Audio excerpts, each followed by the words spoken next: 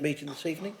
Welcome those that are joining us online and also here in the chamber. So this is Cabinet meeting Monday the 7th of April at 6:30 start. May I have authorisation to sign the minutes of the meeting held on the 3rd of March 2025 as a correct record of the proceedings? Thank you very much.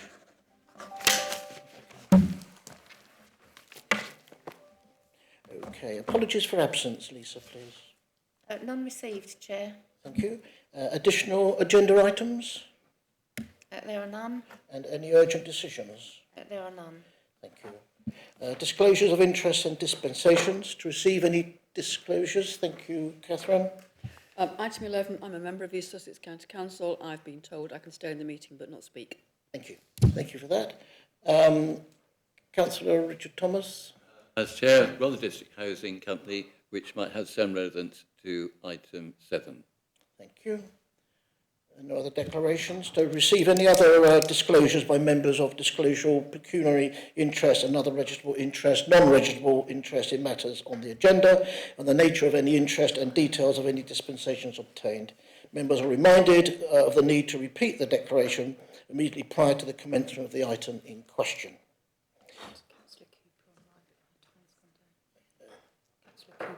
Okay, Councillor Cooper online, did you make a declaration? Pass on that if you. Yeah, just to say that also I'm on the board of Rother Housing Company. That's noted, thank you. So, first item on the agenda is agenda item 6, the report of Joe Powell, Acting Director of Community, Reasonable Adjustments Policy for Tenants of Rother District Council Properties.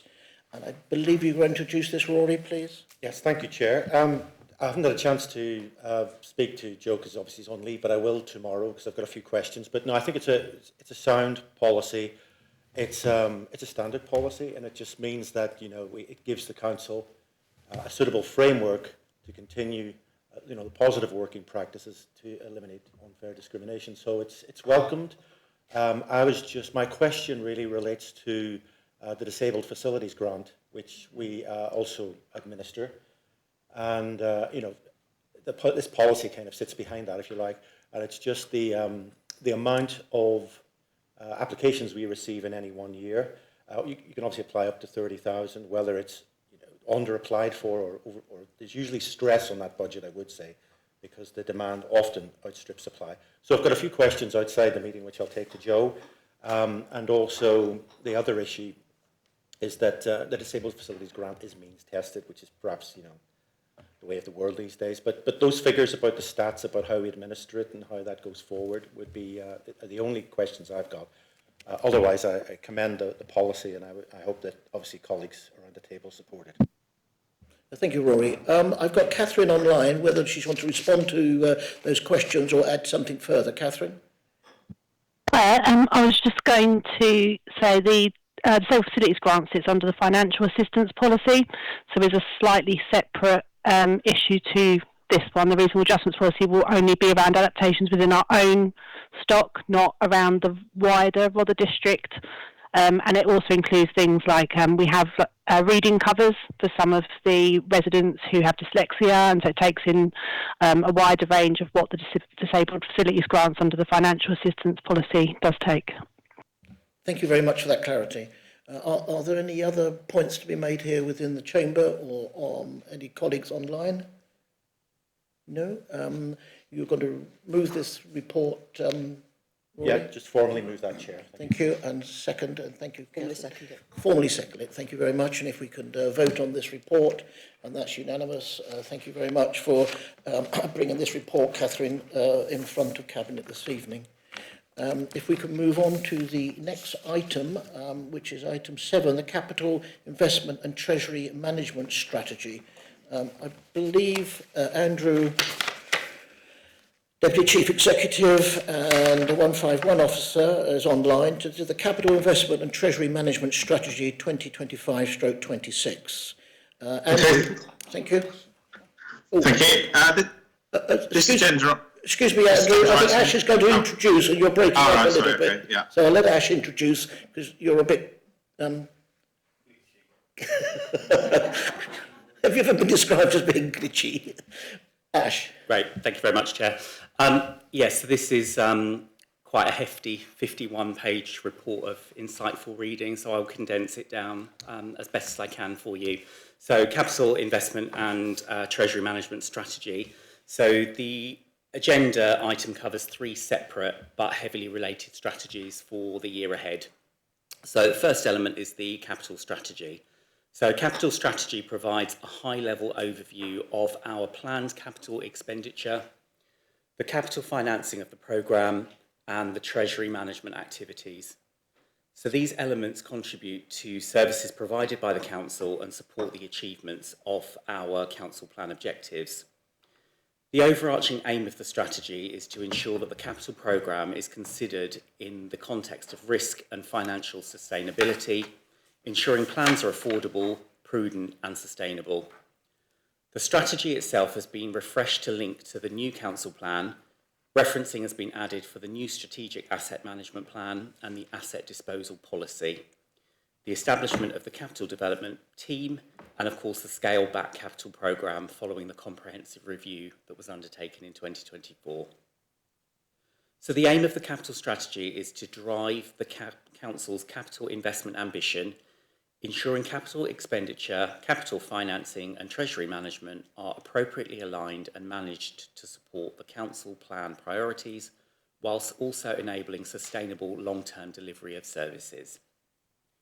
Section 3.3 of the report of the strategy covers the key objectives in place to enable the delivery of the ambition and the new objective, to take decisions with reference to the implications for the successor authority following the local government reorganisation. So this has been included for the first time.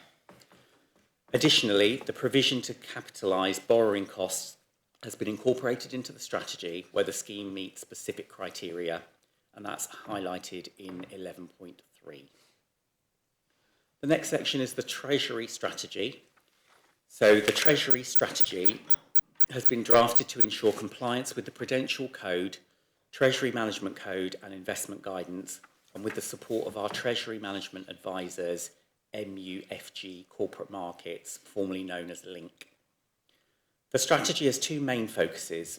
So the Treasury Management in the context of our capital expenditure plans and the broader Treasury Management issues, including economic forecasts on interest rates, the current position, use of external providers, Treasury indicators, and policy for borrowing in advance of need, etc. So this strategy has been updated for the new capital programme, the current and economic forecast for interest rates, the current projections for capital financing, and all of the resulting changes to prudential indicators taking the above into account. There have been no significant changes to the proposed borrowing strategy, borrowing in advance of need, or the MRP policy within the strategy. However, one area to note, an amendment within the report, is as noted in the report, we have sought advice from MUFG regarding the proposed authorised borrowing limits, which is the overarching maximum level of external debt the authority can incur, and the related operating boundary limit, which represents the limit external debt is not normally expected to exceed. So due to the significant reduction in the capital programme and the related expected levels of debt, it is proposed that the authorised limit be reduced. So that to be reduced to 136,595,000, and that the operational boundary limit is reduced to 127,595,000 for years 25, 26, right up until 29. The final part is the investment strategy. So Appendix C within the report covers the investment strategy. Our investment strategy focuses on only financial investments. It covers matters such as appropriate credit worthiness of counterparties and a broader credit criteria. It also covers our terms of deposit, our transaction limits, and our roles and responsibilities held within the schedule of delegation. So our strategy position remains that we invest with reference to our cash flow position. We will seek to invest for the longer term where feasible, but as cash balance reduces throughout the year, this will become more difficult, despite the better interest rates that are available. We'll continue to regularly monitor the interest rate forecast to inform our decision taking. Our investment priorities remain security first, portfolio liquidity second, and then return. And there have been no significant changes to this strategy compared to the previous year. Thank you. Thank you very much, Ash. Are there any comments from members within the chamber or externally? No. Andrew, did you want to add anything to this? So that's Andrew Valence, the Deputy Chief Executive and 151 officer whose team had brought this together. We already had a fairly comprehensive introduction to the report, just to stress really the change to the borrowing limits, which is the result of the reduced capital programme that Duncan has brought here in the past. They were way too high in the first place, probably. They've now been brought down to a more realistic level. So that would cause less alarm amongst auditors and external parties in terms of our ability to borrow. That is a control on our borrowing. So I cannot borrow more than that is in those figures, because it's relatively easy to actually borrow lots of money from the government. And this is the main control on me that stops me or my staff borrowing more than is needed.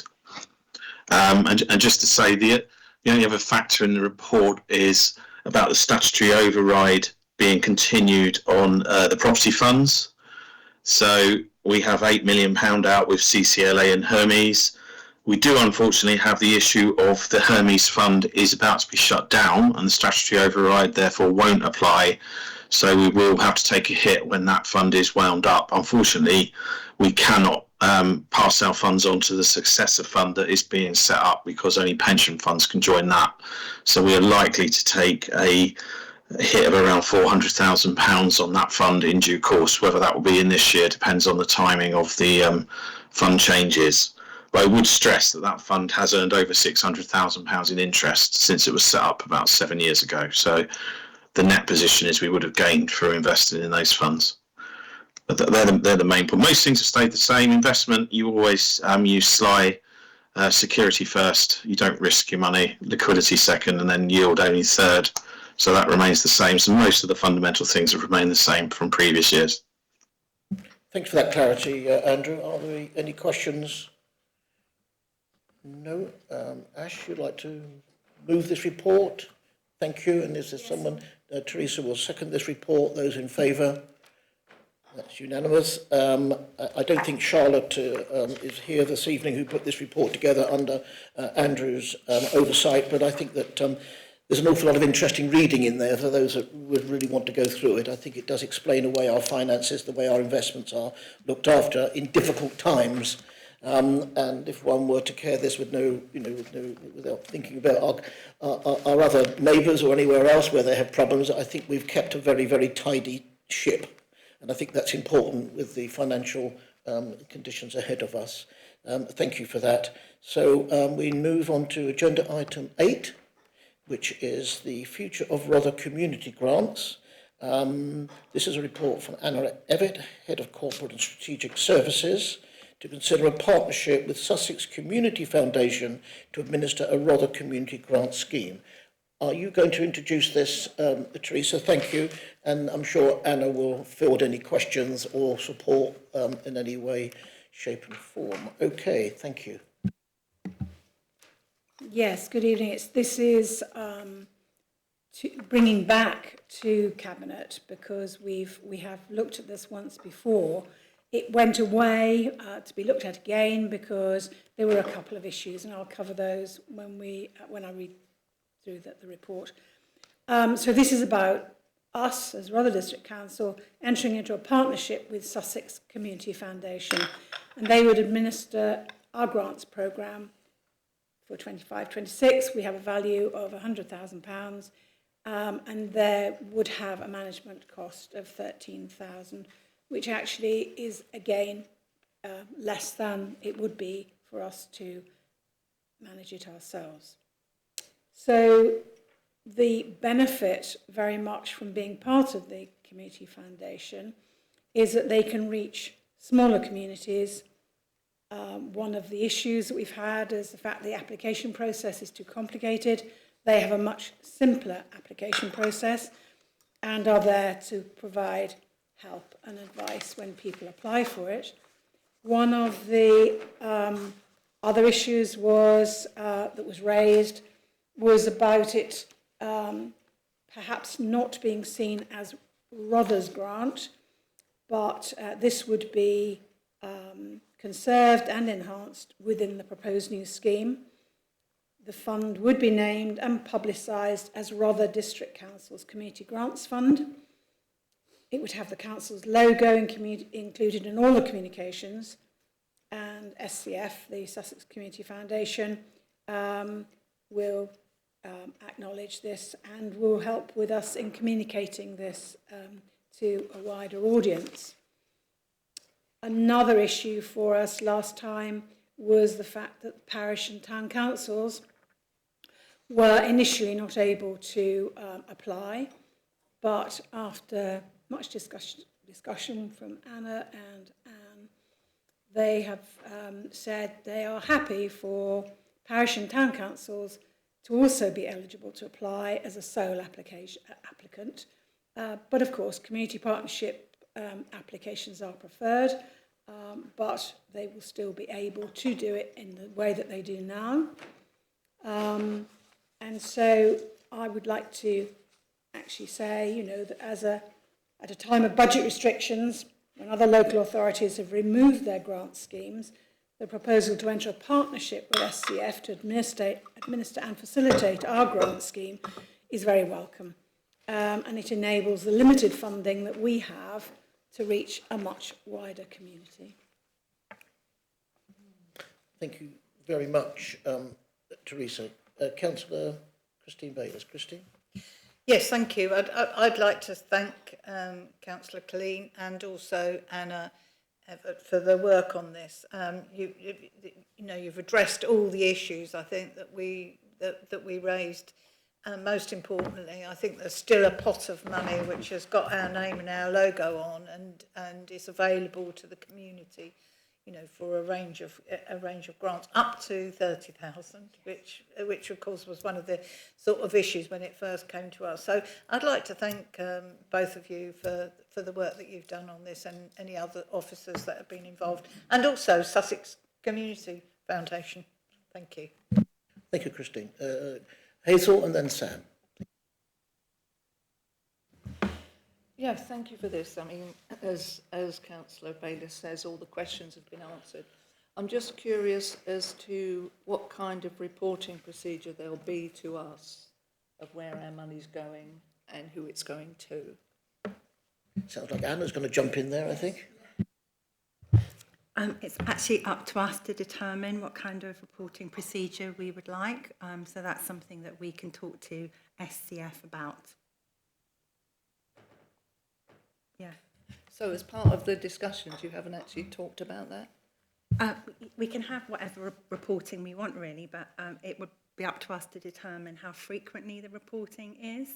So that is one of the delegations within the report to determine that. Sam?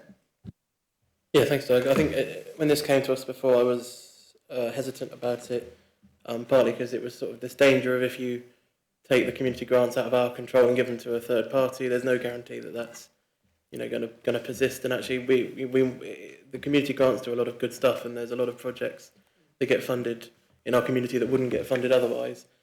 But actually, I think in the context particularly of local government reorganisation and devolution, obviously we're not going to exist as a council in a few years, and we don't know that that pot is definitely going to exist in the new authority. So actually passing it on to in a partnership with the Sussex Community Foundation, I think makes sure that that pot is more likely to be preserved if the unitary authority were to sort of decide to cut ties with it. So I think that's a good thing, and I think also the simpler form filling will be welcomed by a lot of community groups, because I regularly in Sidley get organisations say, oh, we would have applied for Rother's grants, but the forms are so complicated and there's so many specifications and it just wasn't worth our time. We would have had to have got someone from RVA or somewhere to look at it, and so a much simpler form and allow those grassroots organisations and groups, as well as town councils and parish councils, to actually get that funding they need. So I support it. Thank you for those comments, Sam. Before I invite Councillor Paul Osborne, I think it's involved. It does say member involvement will be conserved, and that's important. I think members wouldn't want to pass this over, and there's an involvement or will be kept up to date with progress and invited to share the success of what goes on. And I think I'm also very, very reassured that RVA have been involved in this proposal development, and it has their support because they are a link pin between the community and seeking funding. So I think it's altogether a very, very good piece of work. Paul, good evening.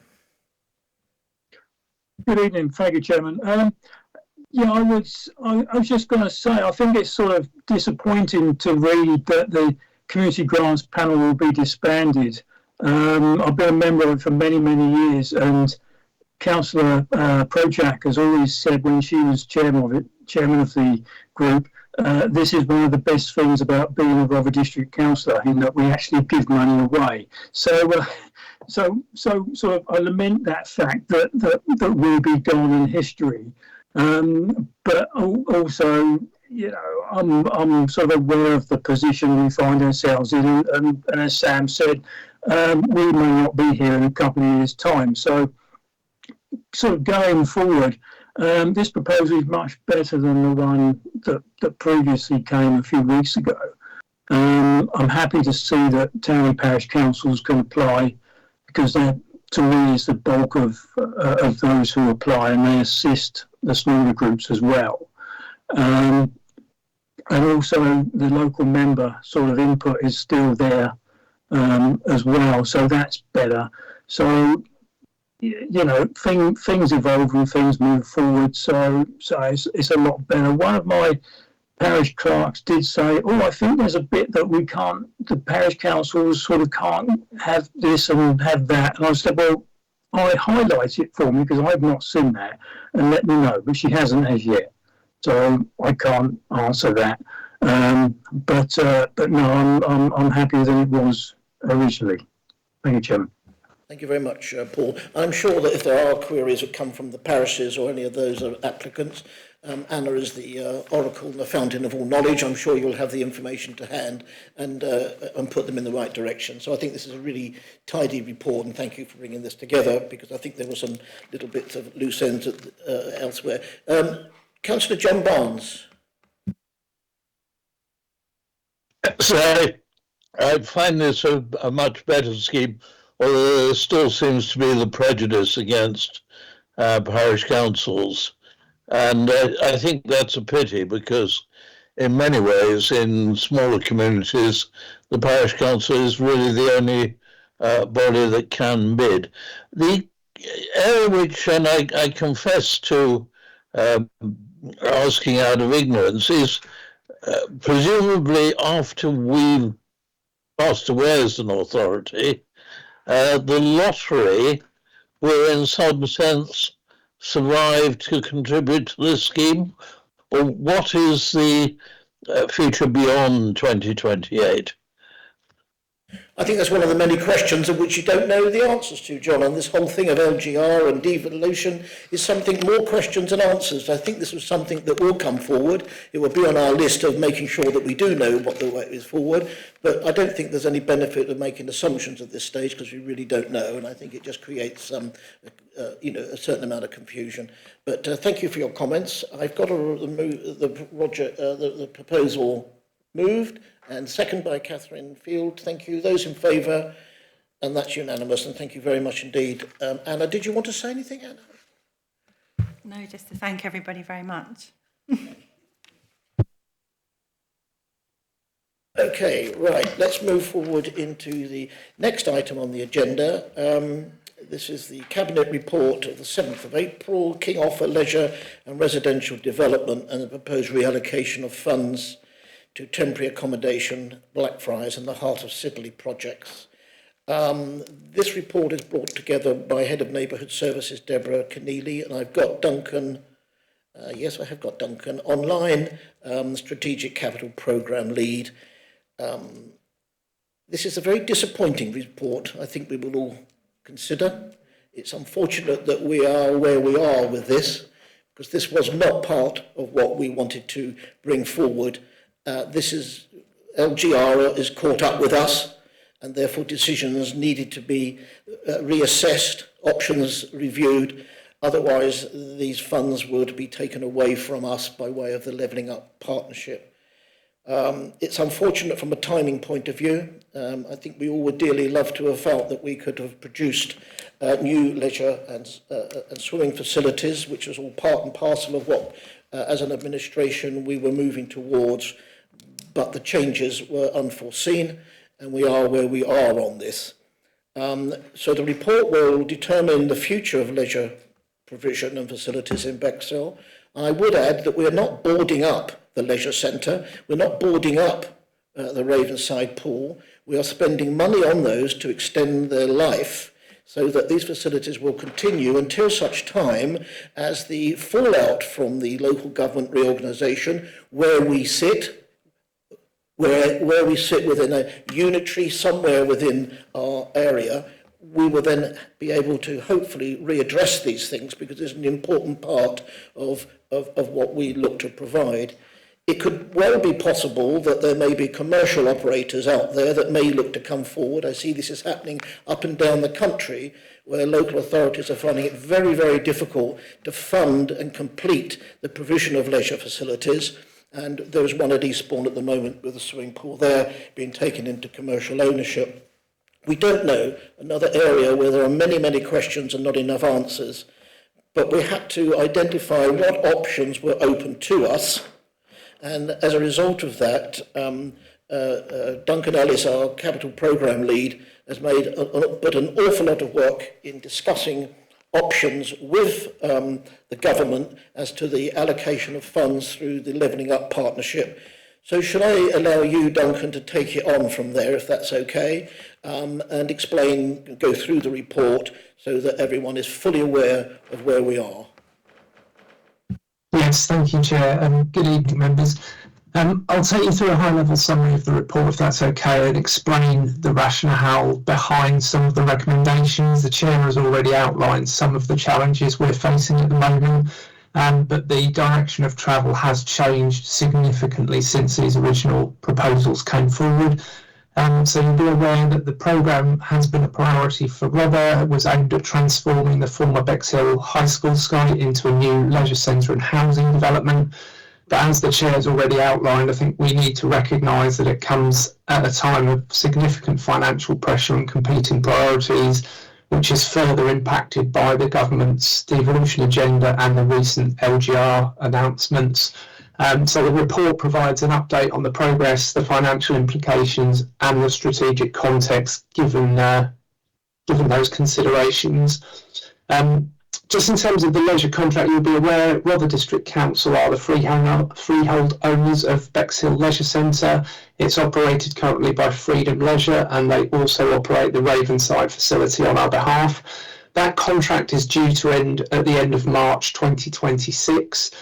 And in need of the flexibility around LGR and any new unitary, there's a flexible short-term contract being proposed as part of this report, which is for a maximum of 3 years, subject to mutual agreement, which would enable the facilities to keep operating under the current contractor.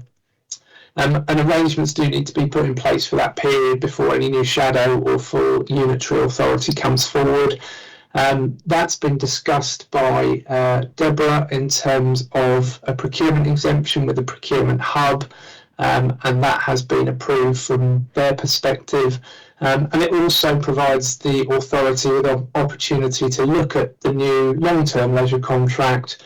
Ultimately, that will be a decision for the new authority, but it does mean that we can look at potentially a larger contract with partners, because there are other local partners that are looking at extending and putting in place new leisure contracts, so that can be part of a joined up conversation.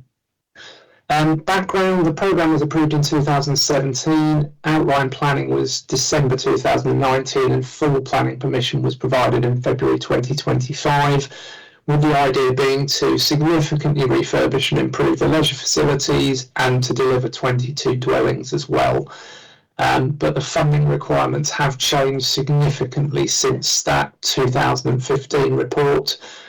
LGR does bring a number of risks but also opportunities to the programme, and they're discussed in more detail within the paper.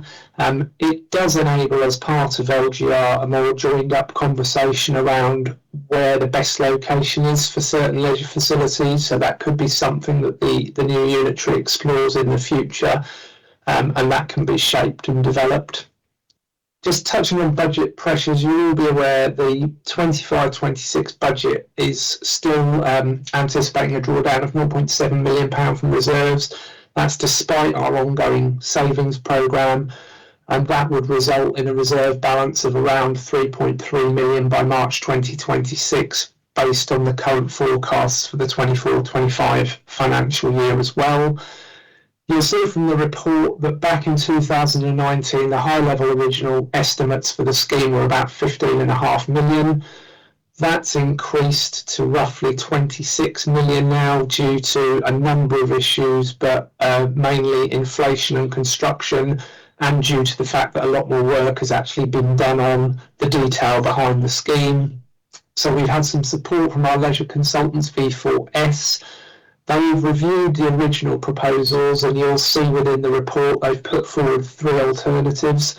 Option 1 still has a deficit of around 9.5 million. Options 2 and 3 are more achievable but still have deficits of between 2 and 3 million. And just to note, all 3 of those proposals are approximately half the size of the original proposals, so they are much smaller because of the huge increase we've seen in construction costs, and they're not affordable from the council's financial position in terms of borrowing and the impact that has on the revenue budget. There are opportunities that we could potentially explore for additional funding, so community infrastructure levy, for example. There are other external grants potentially. We can generate capital receipts from other disposals, but there are still competing priorities across what is still a very significant capital programme. Just to note in the report, it does mention that the SIL process is currently open, but actually it starts in May, so it's next month. Discussions with Sport England, unfortunately, have not been positive. They have a number of priority areas now.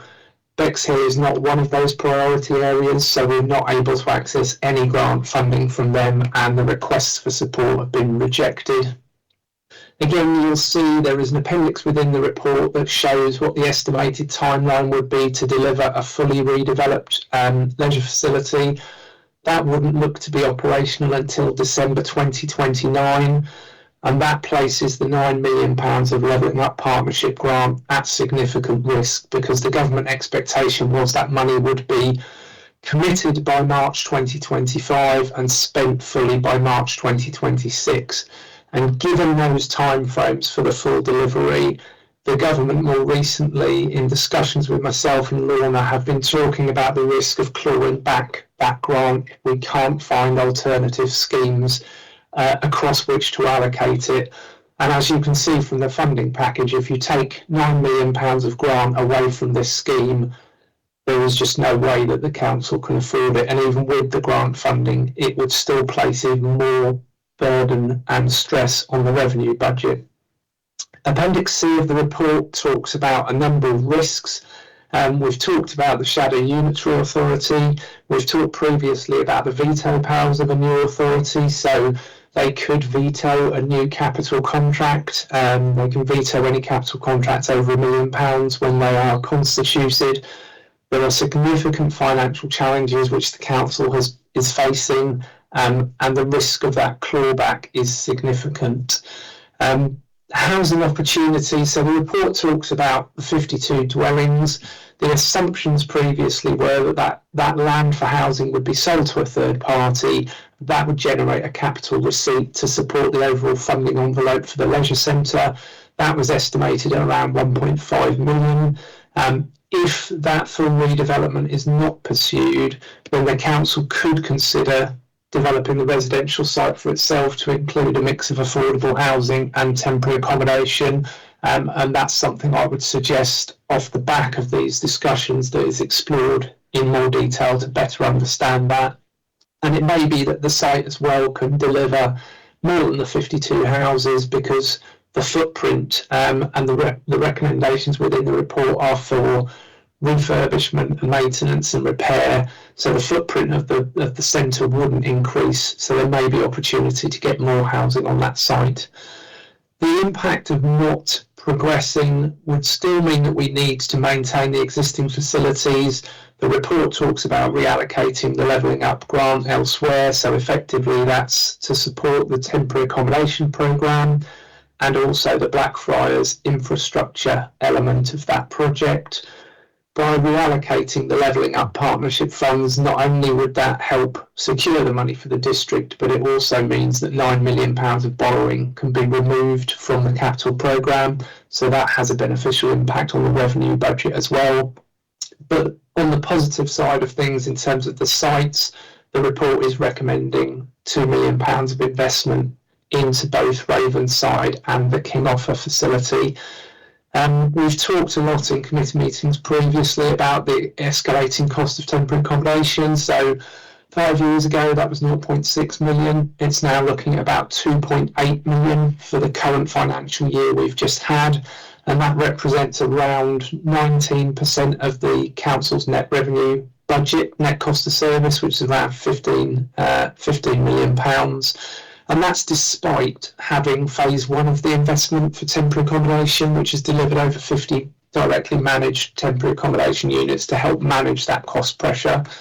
At the moment, the capital programme assumes a grant of about £3 million from Homes England, but the balance of that scheme, £9 million give or take, is to be funded from borrowing. Similarly with Blackfriars, so you'll all be aware that's looking to deliver 200 much needed houses for the community. 130 of those will be affordable with a mix of tenures to address a range of housing needs.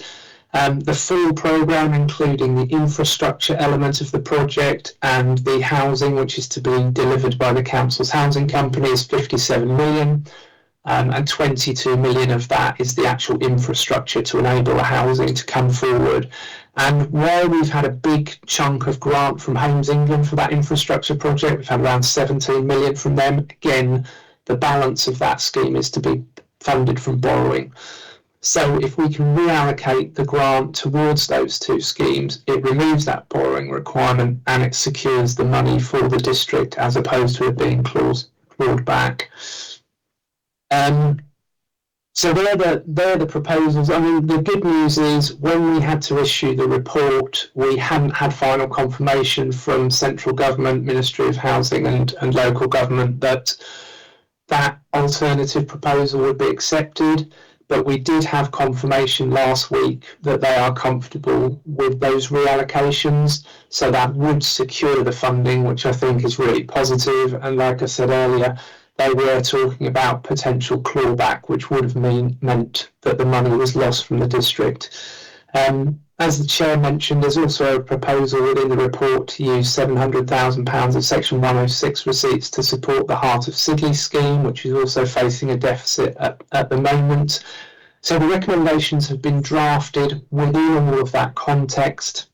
It is a difficult decision because I know it's been a corporate aspiration and a member aspiration for probably over a decade to produce a new facility. But given all of the issues I've outlined, it's become incredibly difficult to actually deliver that. And we need to focus really now on how to secure the Levelling Up Partnership grants, also secure the life of the facilities over the short to medium term to enable them to continue to operate, and also make sure we have a contractor on board that can enable that to happen as well. So I'll leave it there, Chair, but Deborah and I will be happy to take any questions. Thank you. Yeah, thank you very much, Duncan. That was a very comprehensive resume of this report, which I've read several times, and this is where we are on it all. Deborah, did you have anything to add to this? I know you've been involved very much at the front end of bringing all this together. Thank you, Chairman.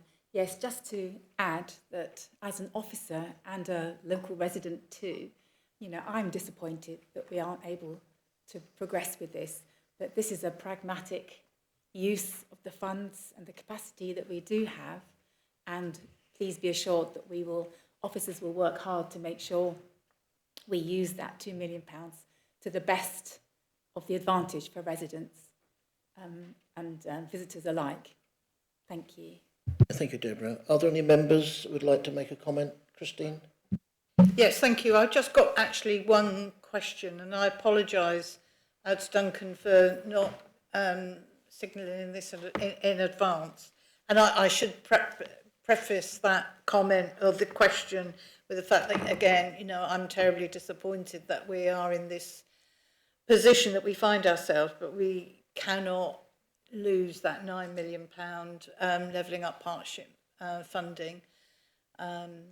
You know, to my mind, this is the best of a bad deal that we're managing to do here. But my question is around the M&S money, and it's something that people have been asking me, and I know is going to come up in future debates.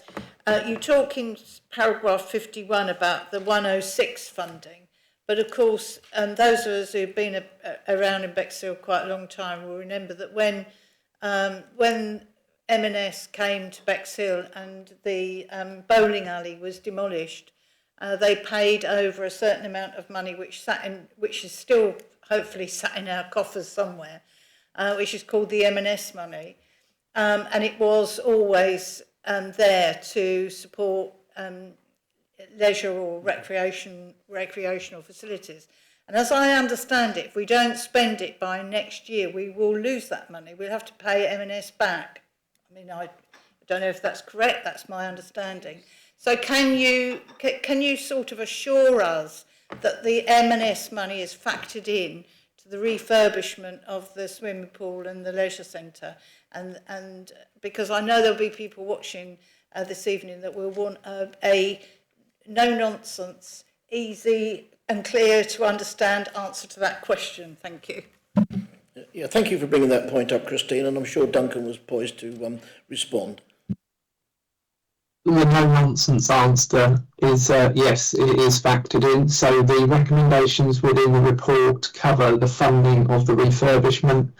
We're talking about a £3 million budget. We have spent some of that money to date, but there is £2 million plus available for the refurbishment across those two centres. And the first portion of that, so roughly £1.5 million that we've received through Section 106 receipts, will be used, and then anything over and above that will be funded from capital receipts. So yes, we will look to use that money as soon as we can. And you're right, Councillor Bayliss, Section 106 agreements and receipts are normally time limited, so you have to spend them within a certain period of time, and if you don't, you have to pay them back. So we're very aware of that. I've put a specific appendix within the report on the various receipts that have been received to date. So that's in there at Appendix B. But yes, that money will be factored in and that will be spent. Thank you. Thank you, Duncan. Councillor John Colvin. Yeah, thank you, Chair. I mean, disappointed. I mean, I'm gutted. I mean, it is really, really disappointing. And I know many of us have fought tooth and nail for years to keep, you know, this project on our plans. You know, with that aspiration that we'd find that pot of money and be able to deliver this facility that would be great for residents. I mean, I've sat in meetings, you know, although it's Hazel's portfolio, you know, wellbeing, which is in my portfolio, attaches to that. And we've had meetings talking about the leisure centre and things over the years. And you know, and at one point it was sort of looking like it wasn't going to happen, and then the levelling up money came, and it was possible that we could get it done with that. But you know, the report makes it very clear that the reality is, within the time frame, within our resources, with the added factors of inflation and the LGR process, and the time frame that we actually have that money from government, this project is not deliverable. We cannot guarantee in any sort of reasonable risk capacity that we can deliver it. And so it is a choice of use it or lose it with this money. It's a choice of, do we make the best use of this, keep those leisure centres refurbished and open and able to serve our residents until such time that the new authority can hopefully, and I really do hope, and if anyone's planning to stand for election for the new authority, I hope it's one of their, you know, pledges that they stand on, you know, to get a proper, decent leisure facility delivered possibly even, cross boundaries now that, one of the advantages, I guess, of Unitary is it doesn't have to just be Rother or Hastings or Eastbourne. It can even be, a large facility that can service, that has the capacity to generate enough revenue to, be a really good facility. But, I think where we are now, this is pragmatic, and unfortunately, one of the negatives about being a councillor and being a politician, being involved in, things like this, is you have to make difficult choices. Politics is about difficult choices, and to risk all of our other capital projects to go after this thing that we just can't deliver, I think would be reckless. It wouldn't be a prudent way of spending, residents' money, and we would have such a big risk of losing it. It's just not feasible. I mean, on the Heart of Sidley project in particular, and I think this is possibly one of the few positives from this, and it is unfortunately overwhelmingly negative. That project will deliver an incredible uplift in the community. It finishes off our whole sort of vision for that area in terms of sports and recreation. When we delivered that skate park and BMX track, and that was another project that was, to and fro as to whether it could happen, but we pushed and we got that to happen. And, incredible work by our officers to get that delivered. The hub, that building will be the final stage in turning that whole area of Sidley into a really sort of destination place for people to go for recreation facilities. As well as providing space for community groups, as well as providing a cafe that parents can go to when their kids are at their play park. It provides that whole ecosphere of sort of leisure and well-being that we all sort of cherish. And so I think actually ensuring that project can go ahead, ensuring that we can deliver housing and temporary accommodation. I have residents email me every week, as I'm sure many people do, because they're in unsuitable accommodation. They're in flats covered in mould, or their rent's too high, or their landlord's trying to get rid of them, all of these things, and they're desperate. They're on the social housing waiting list, and we can't provide them a property because we don't have those houses built for them to go into. So ensuring houses are built, ensuring we have the temporary accommodation to avoid people who are made homeless having to go further afield and risk, completely upthrowing their life. These are good things that we can use this money on, and we can spend our time making sure we deliver on. It's not the ideal. We would love to see that and a leisure centre. But I think we have to be pragmatic, and so, begrudgingly I do support this report. Yeah, we are where we are. Aaron. Thank you, Chair. Just to agree with Councillor Coleman, and obviously this is on my ward, it's very sad to see, and I know a while back there was a consultation, and swimming facilities in particular were highlighted, and so we're all in distraught about not achieving a new centre, but look at what we are doing. We're keeping our village centre, we're keeping our the Ravenside, and we're also going to be delivering, as Councillor Coleman said, that much needed temporary accommodation. And I think if we'd have gone back to the allocation of this money in the first place, if we'd have had a full, what we could have done, we'd have actually suggested not something dissimilar to this. Because really, temporary housing was and is the main need for this council and this area. And strategically, it's what we have to deliver, not what we want to deliver. So thank you. Yeah.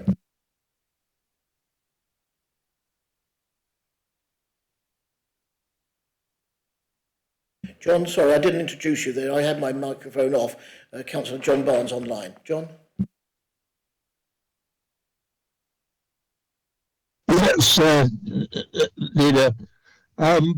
Councillor Bayliss asked one of the questions that I wanted to ask. And it is very important indeed that we do make sure that it says it in the report. I think we need to make absolutely sure in terms of our accounting, in terms of our presentation, that the Section 106 money does actually get spent before we have to give it back. It's absolutely crucial, to my mind, that both the developer and the public are assured of that. And I think the minute needs to reflect that very clearly, because we are in danger of forfeiting a sum that has been sitting in our accounts for some years now, which was to go very specifically to the leisure centre. I think, like everybody, I'm very disappointed that we can't go ahead. I see the leisure centre. In some ways, leisure is quite important, but really the swimming pool is at the heart of the wellbeing strategy. We all know that with an elderly population, swimming is one of the ways in which they can retain their muscle tone, retain their health, keep fit. It is absolutely crucial to well-being, and I hope that message can go through to the new Unitary Authority. That said, I think, as everybody says, it's needs must. We clearly aren't going to be able to spend the levelling up money in time, and therefore to reallocate it is important. And I'm very grateful. What has changed my mind quite considerably over this item is getting the assurance from the department that we are not putting the funding at risk by switching its purposes. Top priority for me in the switch is very much around affordable housing for the homeless. We've had a great success with that programme, but we need to keep it going much more strongly. I'm slightly disappointed that we're having still to find money for the infrastructure of Blackfriars. I still think we were, to some extent, taken for a ride by our managers and contractors there, and I'm not sure they aren't getting away too lightly with their ineptitude. But leave that on one side for the moment. The provision that you've made does seem to me the most sensible short-term provision, and I give it my support, even though I really bitterly regret the blow to our health and wellbeing strategy. Thank you. Yes, thank you, John, for your support on this and understanding the dilemma that we're in. The boat has actually sailed. We're too late to do anything about it. Time has caught up with us, and I think this is a wonderful opportunity to redirect those funds in the right way. And I know that Duncan has worked tirelessly in convincing the ministry that we can retain these funds, and that wasn't an easy decision. It was hard work, and I think we might applaud that, because 9 million is a fair chunk of money that we would have seen disappearing. Councillor Thomas, are you going to make a speech about your views on this? Because I really feel that we're at where I want to be to take it to a vote. So are you going to ask a question? This is a democratic organisation, and therefore I'm here ex officio. I'm here with as a representative, and I think I have the right to express my opinion. Speaking at Cabinet is at my discretion, Richard, so I want to bring in Councillor Timpey on this report, if you don't mind. If you don't mind, Richard, please. I would invite Councillor Timpey to sum up with this report. Sorry, Chair. This is really important. When it's allowed to be in a minority of one, and it's important to democracy that the opinions of the person who's in the minority of one are heard, because I think if nothing else, it might help the people around this room to feel even more convinced they've taken the right decision, and it might help the public to know that the right decision has been taken if I put forward a view which is regarded as illogical and other people come up with a very convincing reply to it. Right. I think it's important I should express my... May I ask you please to refrain from making any further comments at this meeting this evening? I'm going to invite Councillor Timpey to move this report. I know where you're coming from, but we're in a situation where it is too late, and you know exactly what the situation is. We are too late to change any arrangement with regard to this funding. Now, I think you must appreciate that, and I think this is a conversation that you can have with Duncan or officers or with anyone here after this meeting. I'm sorry, but it's highly undemocratic. I'm sorry, and I'm not going to say otherwise. I've taken your point. I'm only asking to express an opinion, and I think that's a valid request to make. Okay. But I'm going to refuse that request on the basis that speaking at Cabinet is at my discretion. I do not believe there's any benefit of prolonging this discussion anymore. And I'm sorry that you feel like that. I accept what you have to say, but I would like Councillor Timpey to move this report, please.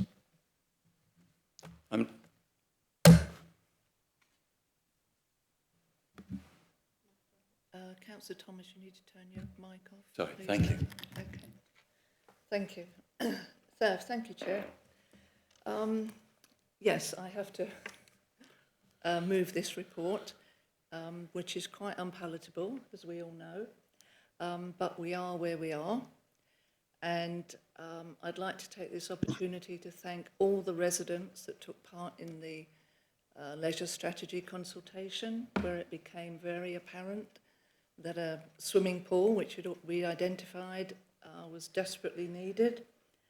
However, going back to Councillor Giawan's report, we have to look at projects that are affordable, prudent and sustainable. And currently this one is not. It hurts me to say that because, you know, we all wanted to deliver this for the residents. It is encouraging, however, to read in the report that there is a recommendation that by 2029, which of course would then be the new unitary, one hopes, they will take something like a leisure project forward. And that would probably involve neighbouring towns or whatever, to bring something really, really substantial to the area. So it's with great regret, but total understanding of why we're here, that I move that we approve this report. Thank you. And if I've got someone to second that report, please.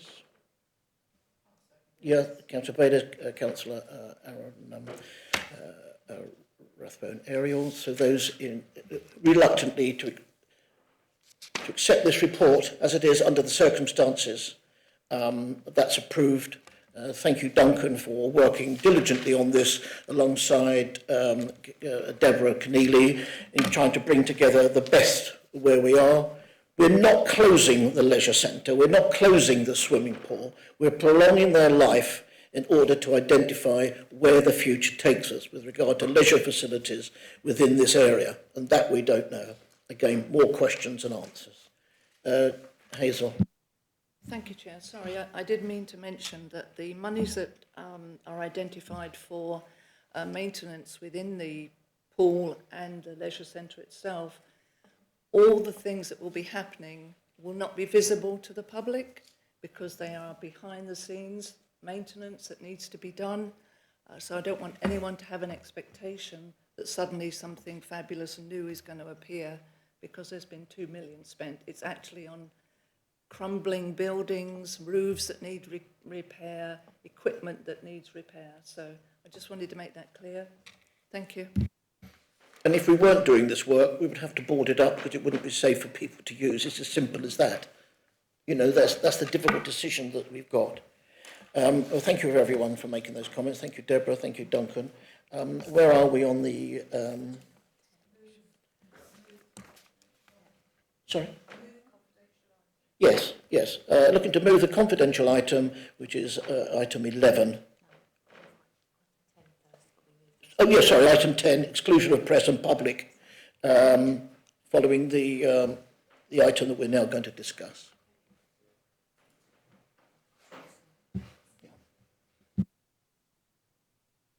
Okay, we're now in exclusion, are we? Not yet. Okay, that concludes the meeting this evening. It's at 19:34. Thank you for those that have been in attendance, and thank you for the debate that we've had on some very difficult items. Anyway, well done.